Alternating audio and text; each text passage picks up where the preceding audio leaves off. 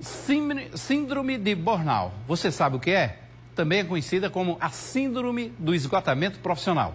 Ela foi incluída na Classificação Internacional de Doenças pela Organização Mundial de Saúde, desde o dia 1º de janeiro. Na prática, significa que agora estão previstos os mesmos direitos trabalhistas e previdenciários que outras doenças relacionadas à atividade laboral.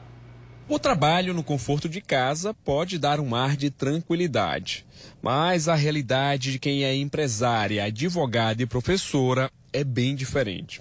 Ou pelo menos era, até a saúde reclamar. Estafa mental, aquele cansaço, falta de ar, aquela vontade, de choro constante, alguma coisa estava errada naquele momento. Ao procurar ajuda com o psiquiatra, logo veio o diagnóstico de uma síndrome que ela já tinha ouvido falar, mas que nunca imaginou que seria vítima. Eu tinha ouvido falar, mas não imaginava o que era realmente que estava acontecendo e quais eram os possíveis efeitos dessa síndrome. Não estranhe se você se identificou com a história de Rebeca. É que 30% dos trabalhadores brasileiros sofrem da chamada síndrome de burnout, segundo uma associação internacional que trabalha com a prevenção do estresse em todo o mundo. O termo em inglês está relacionado ao esgotamento físico e mental provocado pelo ambiente e condições de trabalho. A longa jornada de trabalho, profissões que exigem um pouco mais da nossa carga física e emocional, por exemplo, professores, advogados, juízes, médicos, profissionais da área da saúde de forma geral, Então, não basta apenas passar muito tempo no trabalho. Além disso, o estresse psicológico e emocional acarretado por aquela profissão. Apesar dos efeitos nocivos para o corpo e mente, muitos trabalhadores enfrentam dificuldades em receber o diagnóstico e, consequentemente, o tratamento. Mas isso deve mudar a partir desse ano. É que a mais nova versão da Classificação Internacional de Doenças, mais conhecida como CID, incluiu no glossário de enfermidades a síndrome de burnout. Com isso, ela passa a ter um número CID que a identifica como doença em qualquer parte do mundo. Um grande avanço que deve mudar a forma como a síndrome é encarada, dando a importância que o problema merece. Quando a gente tem esse olhar especializado, diferenciado para aquele sujeito que está passando por esse momento dessa síndrome, está vivenciando, a gente reforça no cuidado e no tratamento. Sobretudo porque se vê de um olhar diferente, ou seja, aquele sujeito ele não está inventando, como a gente escuta, aquele sujeito ele não está fazendo corpo mole, ele está sofrendo. Ao ganhar uma CID, o burnout muda também a forma como a legislação trabalhista trata a síndrome, garantindo assim direitos ao empregado diagnosticado. Gera duas consequências básicas. A primeira delas é a responsabilização do empregador para com o empregado, em caso de realmente ele trabalhar em excesso e ter consequências negativas disso.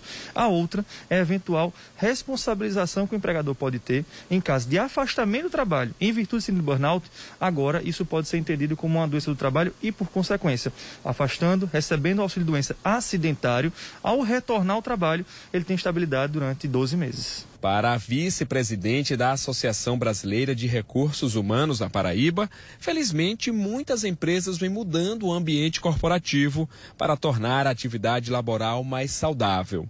Um ganho para ambos os lados. Até pelo momento de pandemia, que também acaba gerando também, um agravamento às vezes de uma situação de patologia que a empresa precisa acompanhar, e dar todo o suporte para o colaborador, no ambiente de trabalho, para que ele consiga progredir suas atividades, no meio laboral e com saúde. Para tratar o burnout, Rebeca encarou um longo tratamento que incluiu terapia e até medicamentos. Hoje, curada, ela entendeu que precisava mudar e dar mais atenção à saúde do que ao trabalho. Mudei minha rotina, aprendi a me colocar como prioridade e até ali o autocuidado das minhas saúdes física e mental, que é extremamente importante. A pandemia veio aí para nos mostrar que é o nosso bem mais valioso. E a gente vai conversar agora com Karina Ross, que é CEO de uma empresa especializada na capacitação de líderes e colaboradores que transforma as organizações por meio da diversidade, inclusão e inovação. Boa tarde, Karine. Bem-vinda ao Correio Debate. Muito obrigado por nos atender. Boa tarde a todos aqui que estão nos assistindo. A síndrome foi oficializada como um estresse crônico de trabalho, que não foi administrado com sucesso. Quer dizer, faltou um pouco de atenção a esse colaborador? Com certeza. A gente está falando, como muito bem foi trazido, é um fenômeno ocupacional. Então, quando a gente está falando que é um fenômeno ocupacional, a gente não pode cair a responsabilidade daquela doença à pessoa, e sim aos aspectos do trabalho.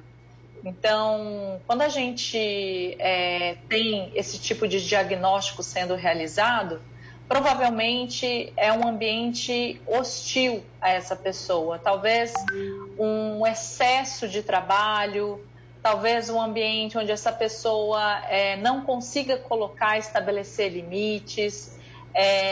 Muitas vezes existem empregadores, né, enfim, chefes que são mais abusivos.